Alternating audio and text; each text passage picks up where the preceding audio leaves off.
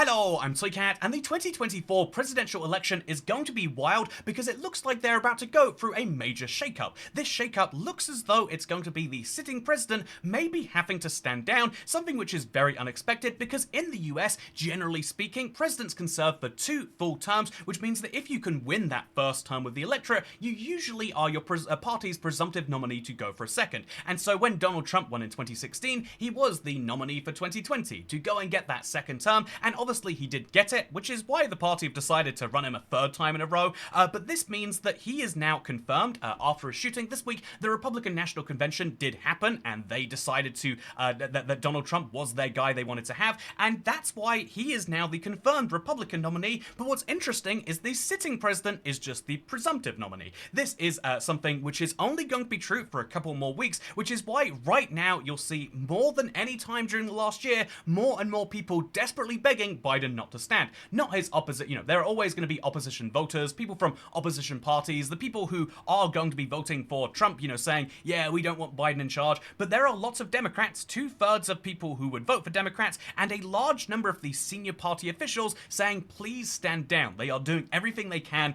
stepping and making a pressure campaign on him to get him to please stand down from this. And there's a couple of reasons why this is. There are a couple of very big reasons why major senior Democrats don't want him to run, and we're going to talk about those alongside the weird world of what this actually means for the 2024 election, why it is that there's only a couple of weeks to go into this, and then finally we're going to get to do one of these 2024 US presidential maps. These are always a fun time. We get to do one of these and to show which party is going to win which state and why it is so important that the Democrats get the right candidates given the states that you can see right here. So with that said, let's talk about it now. First things first, why do the Democrats want Biden to stand down? This is something from the outside which seems like it makes no sense. People always talk about presidential matchups, that people are voting for the party in some amount, but they're really voting for the candidates against each other. And so in the same way that, the Democrats can't beat Republicans, the Democrats can't beat Donald Trump with Hillary Clinton, they can do it with Joe Biden. And so in 2024, there is one crazy thing, which is the one person for a fact that can beat Donald Trump is the person who has already beaten Donald Trump, who beat him by 7 million votes, you might be able to say. This is the one guy for sure will win a presidential election, because in 4 years, not that much changes. Some people die, some people start voting, but in general, you wouldn't expect to see that huge of a change, but actually, people do expect to see that. So the reason that so many people are calling him to step down, we'll ignore the whole mental facility thing for the sake of this video. I think that it is worth saying that the US has a real problem with electing octogenarians, apparently. You don't need to elect old men. You could pick someone in their 60s even, someone who's only 5 years away from retirement as opposed to 15 years deep into it. But no, Americans love electing very old men, and so they're deciding between 2 people who will be 80 during the course of their president, who will be the oldest president ever, regardless of which one wins, it looks like. And so while they're deciding between these 2 very old men presidents, which is why we're not going to reference the mental facility thing, because that is basically down to electability. Many people look at a man who has general malaise and they say that's not a good look.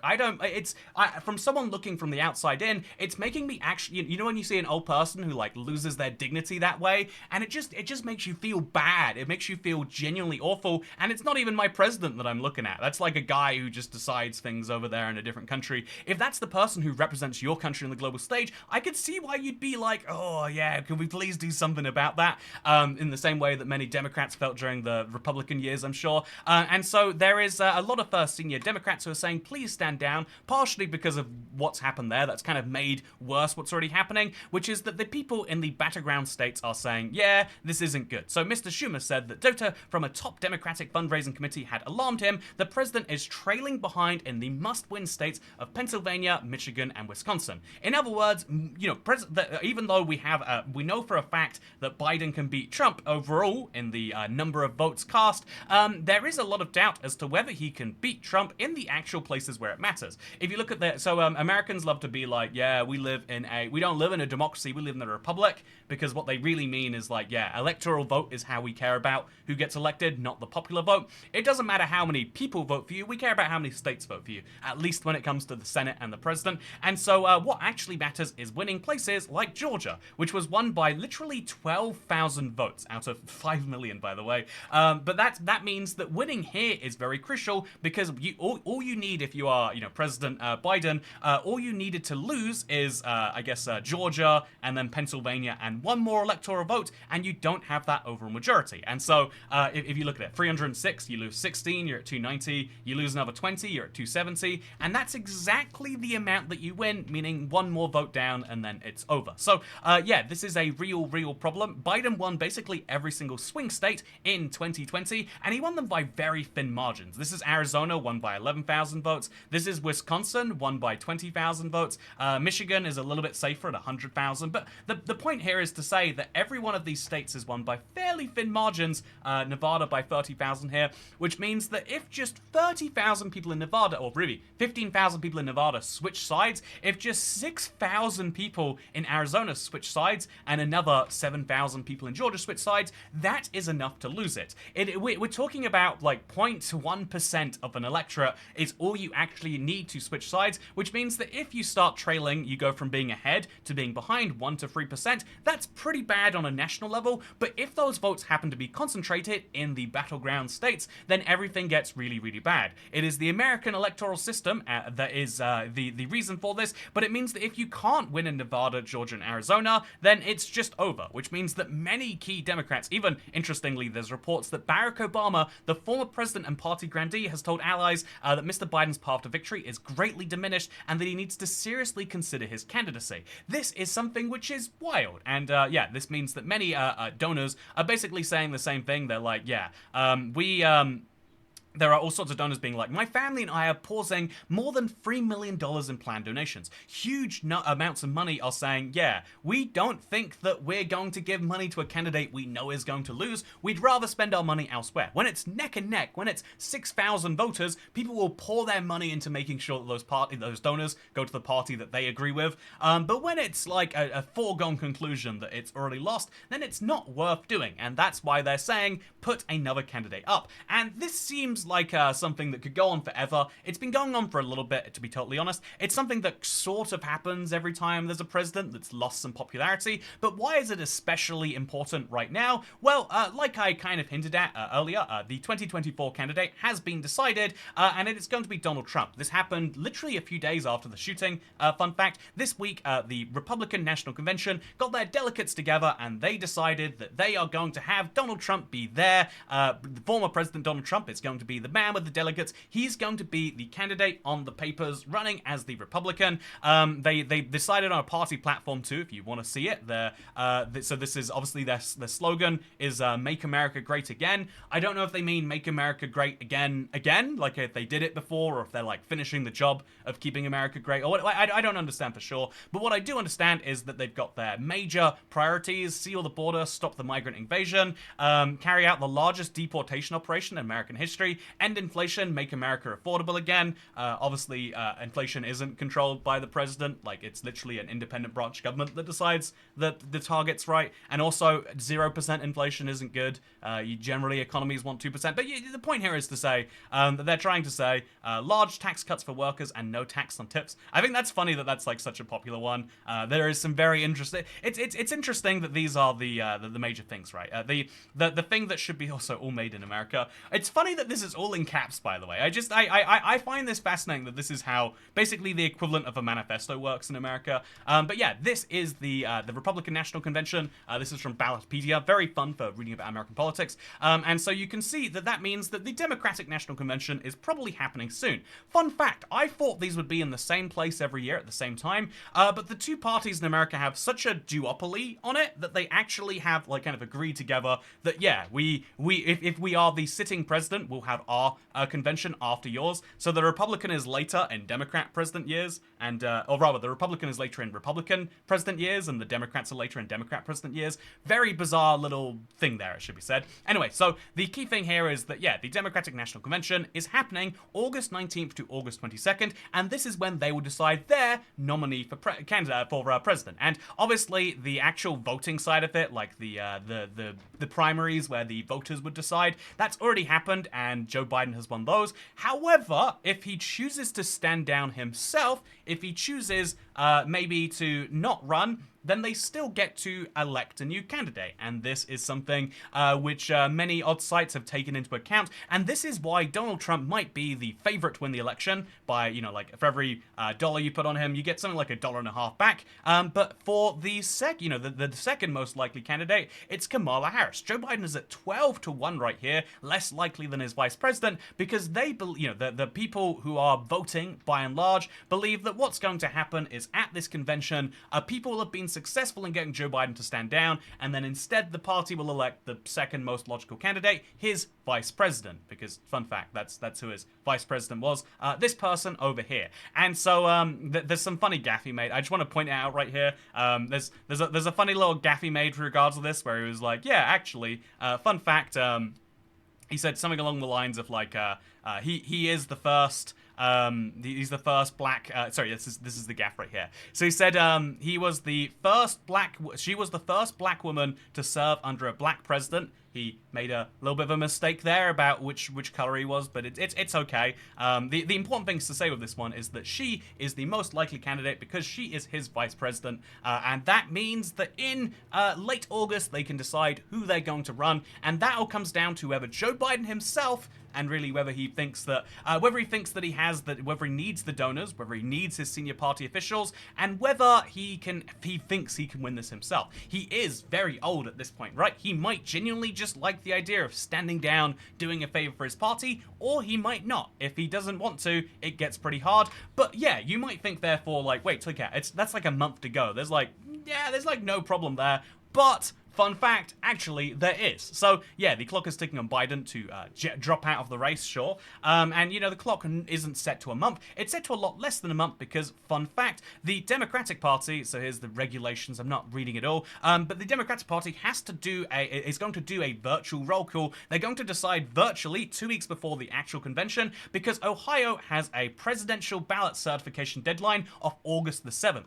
If you don't do it after, if you were to change your presidential candidate after August the 7th, you might not be on the ballot there. And not being on the ballot is basically a way to lose in a state where there's only a few thousand voters either way, right? And so there is a real interesting decision, which is Ohio, which was previously a swing state and is now, let's be honest, it's Trump town. But it was previously, it was a swing state. It did go both ways previously. And so in Ohio, one of those very interesting places, if the Democrats want to actually have Biden be on the ballot, they need to, or if they want to have whoever they're going to have on the ballot, they need to decide by They need to decide by August the 7th, and so Ohio kind of is forcing their hands. There are also similar conflicts in Alabama and Washington, but those aren't really states that you have to worry about. They're not toss-ups.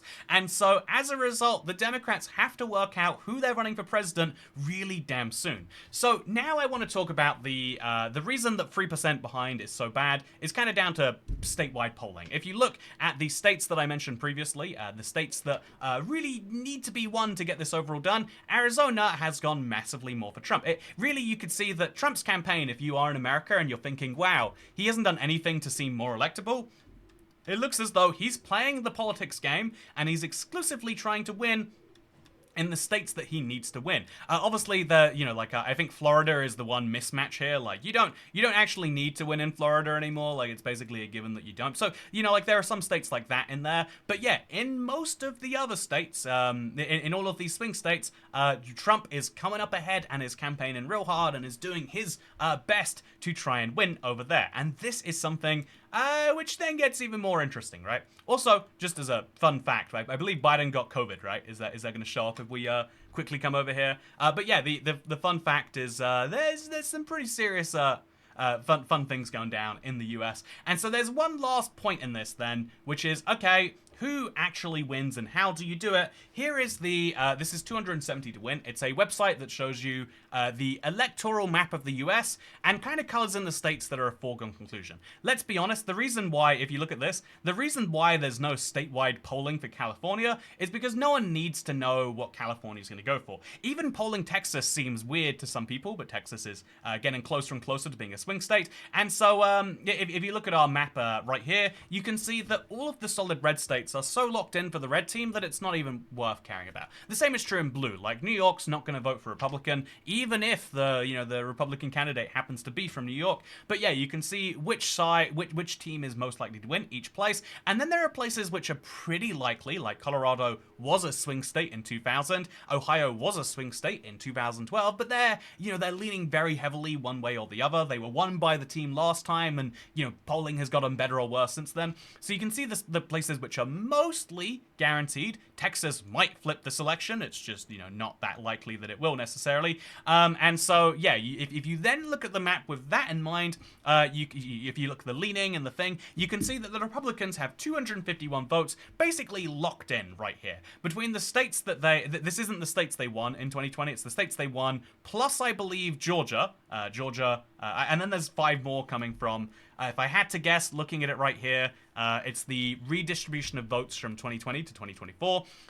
California lost a seat, Illinois and New York lost a seat, whereas Texas gains 2, Florida gains 1, Montana gains 1. Basically, there are more seats gained that way. So this is the 2020 result for the Republicans, and these are the guaranteed seats for the Democrats. It's pretty close to 1-to-1, except then, way ahead in Georgia is the Republican Party. In Michigan, way ahead is the Republican Party. And so and way ahead in Arizona is the Republican Party. And so you need to, if you're the Democrats, come through and win your states where you're kind of 50-50. You need to come through and get all of those in there, right? And then you need to start winning states where you're really not favored at all right now, which is why many donors and many people are saying, okay, maybe we can find a candidate who will win Michigan. Maybe we can find a candidate who will win Arizona. Maybe we can find, if you're feeling really optimistic, maybe you find a candidate who wins Texas, which, again, it's funny. Everyone thinks that's, like, so unlikely, but if you actually look at the... if we actually take a second and look at the... if we take a second to just look at the actual votes, it's like, yeah, 52 to 46. It requires just a 3% swing, which is pretty big in the grand scheme of things here. But yeah, ultimately, this is a election that is being decided more than ever before. Like, it's always been about swing states in the US, right? That's what this 270-win map shows. But now it is down to very, very tight deadlines in those states. It was true in 2016.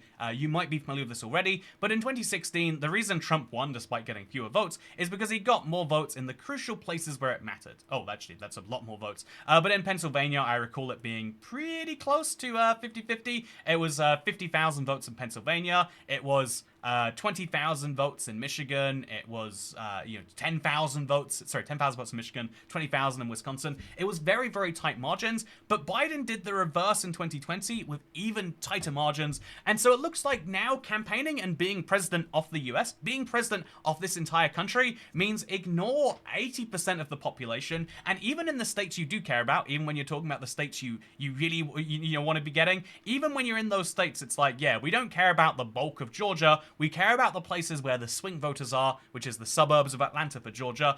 In Nevada, you don't care about the state. You don't care about Winnemucca. You're not getting more votes from there. You care about the swing areas, which, funnily enough, I believe are places like Henderson and Pahrump. Not quite the center of the city, but kind of out there. There are very, very, very particular voters in each state that both sides are trying real hard to get. And I think that eventually causes problems of a political system when they aren't even they aim to represent everyone, but they try to do that by getting the votes of just a few thousand people, because ultimately, I think it's probably, it's a guarantee that if Joe Biden wins the popular vote by just a little bit, he'll lose overall. It's a possibility that he can lose the popular vote and still win the election, because it doesn't matter where those people are if they don't happen to be in the right places, something which admittedly a lot of Americans will defend. I as a British person, I come in here and I say that, yeah, I actually like the idea of, like, votes being equal, and Americans are like, no, I don't reckon that's true. I reckon if your vote's from a city, you don't matter to me. And I think to actually play fair, a lot of Americans do believe that the states are the things that should matter,